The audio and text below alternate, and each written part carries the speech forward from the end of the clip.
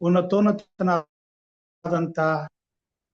ದೇವರ ಮಧುರವಾದ ನಾಮಕ್ಕೆ ಕೋಟಿ ಕೋಟಿ ಸ್ತೋತ್ರಗಳನ್ನ ಸಲ್ಲಿಸುತ್ತಾ ಸಂಧ್ಯಾ ವೇಳೆಯಲ್ಲಿ ಕರ್ತನ ಕೃಪಾ ಸನ್ನಿಧಾನಕ್ಕೆ ಬಂದು ಅಂತಾರಾಷ್ಟ್ರೀಯ ಕನ್ನಡ ಸಭಾಸಾಲ ಪಾಠಗಳನ್ನು ಕಲಿಯಲು ಕೂಡಿ ಬಂದಿರುವಂತ ದೇವರ ಮಂದಿಗೆ, ಸಭೆಗೆ, ಹಿರಿಯರಿಗೆ, ಬೋಧಕರಿಗೆ, ಸಹೋದರ ಸಹೋದರಿಯರಿಗೆ, ನಮ್ಮ ಒಡೆಯನು ರಕ್ಷಕನೂ ಆಗಿರುವಂತಹ ಯೇಸು ಕ್ರಿಸ್ತನ ಮಧುರ ನಾಮದಲ್ಲಿ ಹೃತ್ಪೂರ್ವಕವಾದಂತಹ ಸ್ವಾಗತವನ್ನ ಕೋರುವಂತನಾಗಿದ್ದೇನೆ.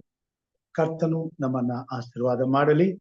ಈ ಸಾಯಂಕಾಲ ನಾವು ಈ ಕೂಟವನ್ನ ಪ್ರಾರಂಭ ಮಾಡುವಾಗೆ ಪ್ರಾರ್ಥನೆಗೆ ಹೋಗೋಣ.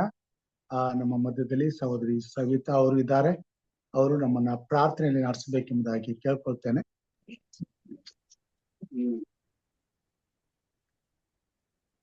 ಶುದ್ಧನು ಮಹೋನ್ನತ ಸ್ಥಾನದಲ್ಲಿ ವಾಸ ಮಾಡ್ತಕ್ಕಂಥ ಸ್ವರ್ಗೀಯ ಸ್ವಾಮಿ, ನಿಮ್ ನಾಮಕ್ಕೆ ಸ್ತೋತ್ರ ಸಲ್ಲಿಸ್ತೇನೆ. ಈ ಒಂದು ಸಂಜೆಯ ವೇಳೆಯಲ್ಲಿ ನಾವು ನಿಮ್ಮ ಪಾದದ ಬಳಿಯಲ್ಲಿ ಬರ್ತಕ್ಕಂತ ಒಂದು ಆಶೀರ್ವಾದವನ್ನ ಕೊಟ್ಟಿದ್ದೀರಿ, ಅದಕ್ಕಾಗಿ ಸ್ತೋತ್ರ. ಬೆಳಿಗ್ಗೆ ಹಾಸಿಗೆಯಿಂದ ಎದ್ದ ಕ್ಷಣದಿಂದ ಈ ಕ್ಷಣದವರೆಗೂ ನಮ್ಮನ್ನು ನಿಮ್ಮ ರೆಕ್ಕೆಯ ಮರೆಯಲ್ಲಿಟ್ಟು ಸುರಕ್ಷಿತವಾಗಿ ಕಾಯ್ದು ಕಾಪಾಡಿ ನಮ್ಮ ಹೆಸರನ್ನು ಮರಣಬಾಧ್ಯರ ಪಟ್ಟಿಯಿಂದ ತೆಗೆದು ಜೀವಬಾಧ್ಯರ ಪಟ್ಟಿಯಲ್ಲಿ ಇಟ್ಟಿದ್ದೀರಿ, ಅದಕ್ಕಾಗಿ ನಿಮ್ಗೆ ಸ್ತೋತ್ರ ಸಲ್ಲಿಸ್ತೇವೆ ದೇವ. ಈ ಒಂದು ಸಮಯವು ನಿಮ್ಮ ಸ್ವರವನ್ನ, ನಿಮ್ಮ ವಾಕ್ಯವನ್ನ ಕೇಳ್ತಕ್ಕಂತ ಸಮಯವಾಗಿರುವಾಗ ನಿಮ್ಮ ಪ್ರಸನ್ನತೆಯಿಂದ ನಮ್ಮನ್ನ ತುಂಬಿಸು ತಂದೆಯೇ. ಪವಿತ್ರಾತ್ಮನ ಮೂಲಕವಾಗಿ ನಮ್ಮನ್ನು ನಡೆಸು. ಸಬ್ಬಶಾಲೆಯ ಪಾಠವನ್ನ ಕಲಿಸಿಕೊಡುವವರು ನೀವು ಸ್ವಾಮಿ.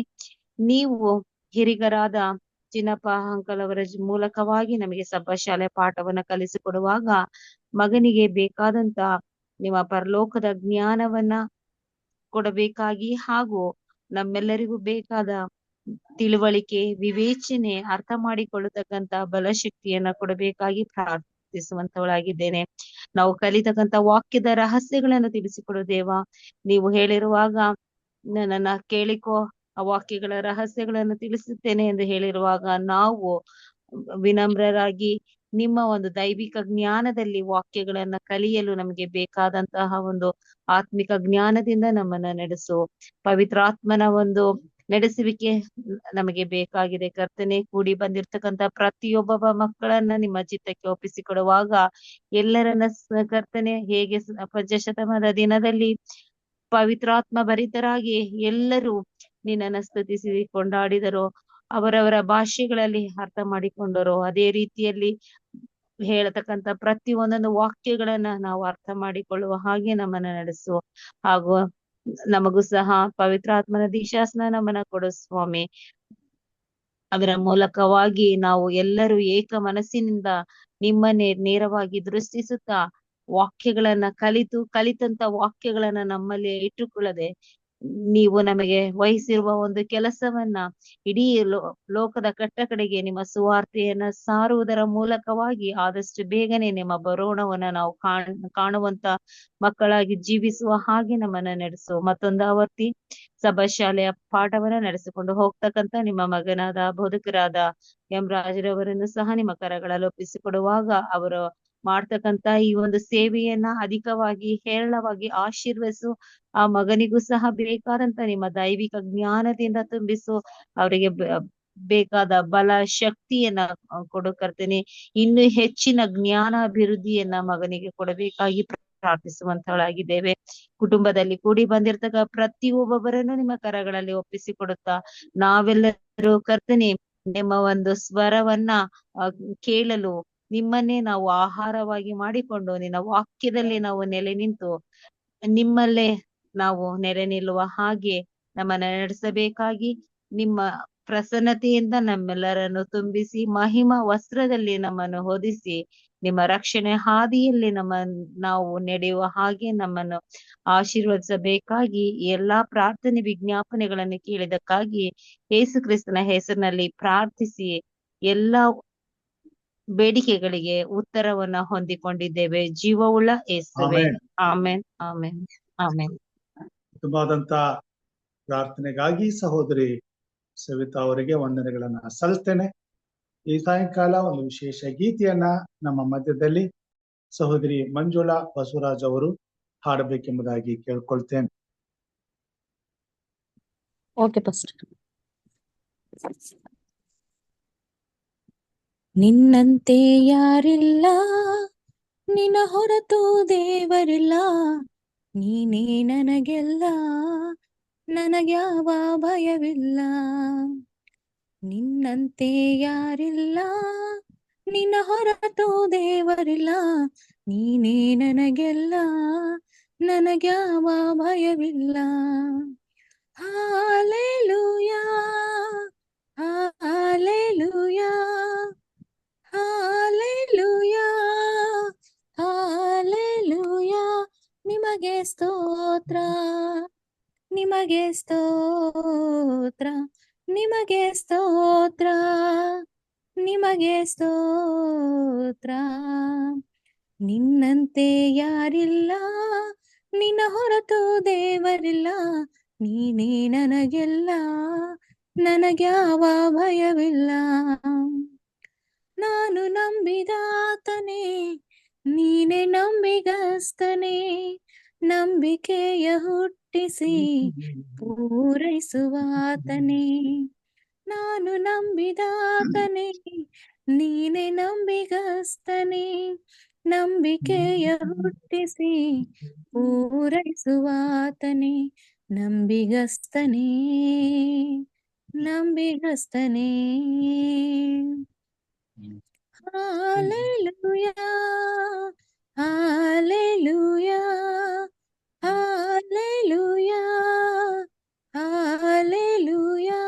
ನಿಮಗೆ ಸ್ತೋತ್ರ, ನಿಮಗೆ ಸ್ತೋತ್ರ, ನಿಮಗೆ ಸ್ತೋತ್ರ, ನಿಮಗೆ ಸ್ತೋತ್ರ. ನಿನ್ನಂತೆ ಯಾರಿಲ್ಲ, ನಿನ್ನ ಹೊರತು ದೇವರಿಲ್ಲ, ನೀನೇ ನನಗೆಲ್ಲ, ನನಗ್ಯಾವ ಭಯವಿಲ್ಲ. ಓ ಕೃಪಾಪೂರ್ಣನೇ, ಮನ ಮರುಗುವಾತನೇ, ನನ್ನ ಜೊತೆಗಾರನೇ, ಇಮ್ಮಾನುವೇಲನೇ. ಕೃಪಾಪೂರ್ಣನೇ, ಕೃಪಾಪೂರ್ಣನೇ, ಓ ಕೃಪಾಪೂರ್ಣನೇ, ಮನ ಮರುಗುವಾತನೇ, ನನ್ನ ಜೊತೆಗಾರನೇ, ಇಮ್ಮಾನುವೇಲನೇ. Hallelujah, hallelujah, hallelujah, hallelujah. ನಿಮಗೆ ಸ್ತೋತ್ರ, ನಿಮಗೆ ಸ್ತೋತ್ರ, ನಿಮಗೆ ಸ್ತೋತ್ರ, ನಿಮಗೆ ಸ್ತೋತ್ರ. ನಿನ್ನಂತೆ ಯಾರಿಲ್ಲ, ನಿನ್ನ ಹೊರತು ದೇವರಿಲ್ಲ, ನೀನೇ ನನಗೆಲ್ಲ, ನನಗ್ಯಾವ ಭಯವಿಲ್ಲ. ಮರಣ ಜಯಿಸಿದಾತನೇ, ಜೀವಲೋಕದ ರಸನೇ, ಪುನರುತ್ಥಾನ ಜೀವವು ನೀನೆ ನನ್ನ ಯೇಸುವೆ. ಜಯಿಸಿದಾತನೇ, ಮರಣ ಜಯಿಸಿದಾತನೇ, ಮರಣ ಜಯಿಸಿದಾತನೇ, ಜೀವಲೋಕದ ರಸನೇ, ಪುನರುತ್ಥಾನ ಜೀವವು ನೀನೆ ನನ್ನ ಯೇಸುವೆ. Hallelujah, hallelujah, hallelujah, hallelujah. ನಿಮಗೆ ಸ್ತೋತ್ರ, ನಿಮಗೆ ಸ್ತೋತ್ರ, ನಿಮಗೆ ಸ್ತೋತ್ರ, ನಿಮಗೆ ಸ್ತೋತ್ರ. ನಿನ್ನಂತೆ ಯಾರಿಲ್ಲ, ನಿನ್ನ ಹೊರತು ದೇವರಿಲ್ಲ, ನೀನೇ ನನಗೆಲ್ಲ, ನನಗ್ಯಾವ ಭಯವಿಲ್ಲ. Hallelujah, hallelujah. ನಿಮಗೆ ಸ್ತೋತ್ರ, ನಿಮಗೆ ಸ್ತೋತ್ರ. Thank you pastor. ಆಮೆನ್. ಉತ್ತಮವಾದಂತಹ ಹಾಡಿಗಾಗಿ ಸಹೋದರಿ ಮಂಜುಳಾ ಬಸವರಾಜ್ ಅವರಿಗೆ ನಾನು ವಂದನೆಗಳನ್ನ ಸಲ್ಲಿಸ್ತೇನೆ. ಕರ್ತನು ನಿಮ್ಮನ್ನ ಆಶೀರ್ವಾದ ಮಾಡಲಿ, ಆತ್ಮನ ಬಲದಿಂದ ಅಭಿಷೇಕಿಸಿ ಇನ್ನು ಹೆಚ್ಚಿನ ರೀತಿಯಲ್ಲಿ ತನ್ನ ಉನ್ನತವಾದ ಸೇವೆಯಲ್ಲಿ ಉಪಯೋಗಿಸಿಕೊಳ್ಳಲಿ ಎಂಬುದಾಗಿ ಪ್ರಾರ್ಥಿಸುತ್ತಾ, ಈ ದಿನದ ಪಾಠವನ್ನ ಕಲಿಯಲಿಕ್ಕೆ ಹೋಗುವಾಗೆ ನಮ್ಮ ಜೊತೆಯಲ್ಲಿ ಹಿರಿಯರಾದಂತಹ ಚಿನ್ನಪ್ಪ ಸಾತ್ವಿಕ್ ಅವರು ಇದ್ದಾರೆ. ಅವರನ್ನ ನಾವು ಬರಮಾಡಿಕೊಳ್ಳೋಣ. ಕರ್ತನ ಕೃಪಾ ಸನ್ನಿಧಾನದಲ್ಲಿ ಕರ್ತನ ಆತ್ಮನು ಅವರನ್ನ ಆತ್ಮಿಕವಾಗಿ ತುಂಬಿಸಿ ನಮ್ಮೆಲ್ಲರನ್ನ ಆತ್ಮನ ಬಲದಿಂದ ನಡೆಸುತ್ತಾ ಬರಲೆಂಬುದಾಗಿ ಹಾರೈಸುತ್ತಾ ಈ ಸಮಯದಲ್ಲಿ ಹಿರಿಯರಾದಂತ ಚಿನ್ನಪ್ಪ ಅವರನ್ನ ಪಾಠಗಳನ್ನ ತಿಳಿಸಿಕೊಡುವುದಕ್ಕಾಗಿ ತಮ್ಮೆಲ್ಲರ ಪರವಾಗಿ ಕಾರ್ಯಕ್ರಮದ ಪರವಾಗಿ ರಕ್ಷಕನಾದಂತ ಯೇಸು ಕ್ರಿಸ್ತನ ಮಧುರ ನಾಮದಲ್ಲಿ ಹೃತ್ಪೂರ್ವಕವಾಗಿ ಸ್ವಾಗತಿಸ್ತೇನೆ. ಚಿನ್ನಪ್ಪ ಸಾತ್ವಿಕ್ ಅವರೇ, ಇದು ನಿಮ್ಮ ಸಮಯ, ಪಾಠವನ್ನ ತಿಳಿಸಿಕೊಡ್ಬೇಕೆಂಬುದಾಗಿ ಕೇಳ್ಕೊಳ್ತೇನೆ. Thank you pastor, thanks. ಮೂರನೆಯ ದಿನದ ಒಂದು ಪಾಠಕ್ಕೆ ಬಂದಿದ್ದೇವೆ. ಕಲಿಯುವಾಗೆ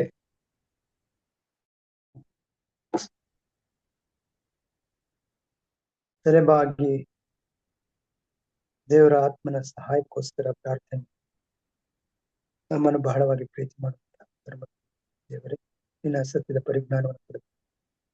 ನಾವು ನಿನಗೆ ಸಾಕ್ಷಿಗಳಾಗಿ ಜೀವಿಸುವುದಕ್ಕೆ ನಿಮಗೆ ಒಳ್ಳೆಯ ಅವಕಾಶವನ್ನು ಕಡೆಯ ಕಾಲದಲ್ಲಿ ಸ್ವಾಮಿ ನಾವುಗಳೆಲ್ಲ ಒಟ್ಟಾಗಿಸಿ ನಮ್ಮ ಈ ಎಲ್ಲಾ ಪ್ರಾಪಂಚಿಕವಾದ ವಿಷಯಗಳನ್ನು 1 ಗಂಟೆ ಕಾಲ ಸ್ವಾಮಿ ಸನ್ನಿಧಾನ ನಮಗೆ ಬಹಳ ಒಳ್ಳೆಯದಾಗಿ ಈ ಒಂದು ಝೂಮ್ ಮೀಟಿಂಗ್ ನಲ್ಲಿ ಬಂದಿರುವ ಪ್ರತಿಯೊಂದು ಆತ್ಮಗಳನ್ನ ನಿನ್ನ ಕರಗಳಿಗೆ ಸಮರ್ಪಿಸುತ್ತೇನೆ ಸ್ವಾಮಿ. ನನ್ನನ್ನು ಸಹ ನಿನ್ನ ಆತ್ಮನ ವಶಕ್ಕೆ ಪಡೆದುಕೊಂಡು ಸ್ವಾಮಿ ಆತ್ಮನ ಸಹಾಯದಿಂದ ಪಾಠವನ್ನ ಕಲಿಸುವಂತೆ ಮತ್ತು ನಾವೆಲ್ಲರೂ ಕಲಿಯುವಂತೆ ಸಹಾಯ ಮಾಡಬೇಕು.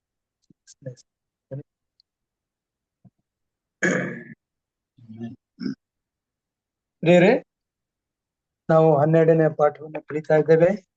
ಪಾಠದ ಶೀರ್ಷಿಕೆ ನಿಮಗೆ ಗೊತ್ತಿದೆ, ನ್ಯಾಯ, ರೀತಿ ಮತ್ತು ನ್ಯಾಯ ಎಂಬುದಾಗಿ. ಅದರಲ್ಲಿ 2 ಪ್ರಮುಖವಾದ ಆಜ್ಞೆಗಳು ಅಂತ ಅದರ ಇನ್ನೊಂದು ಭಾಗದಲ್ಲಿ ಆ ಶೀರ್ಷಿಕೆಯನ್ನು ಕೊಡಲಾಗಿದೆ. ಈ 2 ಪ್ರಮುಖವಾದ ಆಜ್ಞೆಗಳು ಅನ್ನೋದ್ರ ಬಗ್ಗೆ ನಿನ್ನೆ ಕಲಿತು, ಈ ದಿನ 2 ಮಹಾಪಾಪಗಳು ನಾವು ಕಲಿಯುವುದಕ್ಕೆ ಹೋಗ್ತಾ ಇದ್ದೇವೆ.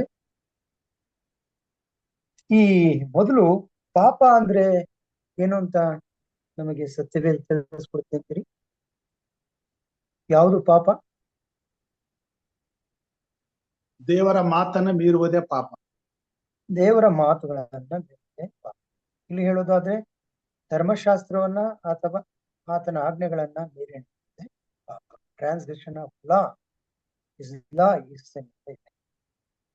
ಮತ್ತೆ ಒಳ್ಳೆಯದು ಯಾವುದು ಅಂತ ಗೊತ್ತಿದ್ರು ಸಹ ಅದನ್ನ ಮಾಡದೆ ಹೋಗೋದು ಪಾಪ. ಸ್ವಲ್ಪ ವಾಲ್ಯೂಮ್ ಜಾಸ್ತಿ ಮಾಡ್ಕೊಳ್ಳಿ. ಫಸ್ಟ್ ಮಾಡ್ತೇನೆ.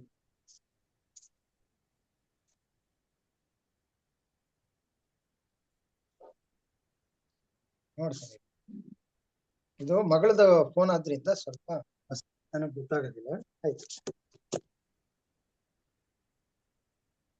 ಕೇಳಿಸ್ತಾ ಇದೆಯಾ ಫಸ್ಟ್? ಕೇಳ್ತಾ ಇದೆ, ಹೇಳಿ. ಈ ಮೊದಲು ಪಾಪ ಅಂತ ಅಂದ್ರೇನು? ಪಾಪ ಅಂದ್ರೆ ದೇವರ ಆಜ್ಞೆಗಳನ್ನ ಮೀರಿ ನಡೆಯುವುದೇ ಪಾಪ. ಆಯ್ತು.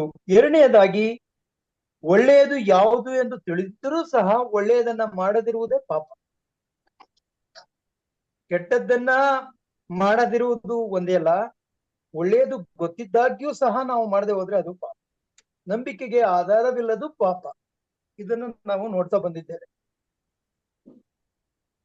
ನಾವು ಈ ಪಾಪದ ವಿಷಯದಲ್ಲಿ ಪ್ರಥಮವಾಗಿ ಮನುಷ್ಯನು ಪಾಪಕ್ಕೆ ಒಳಗಾದನು.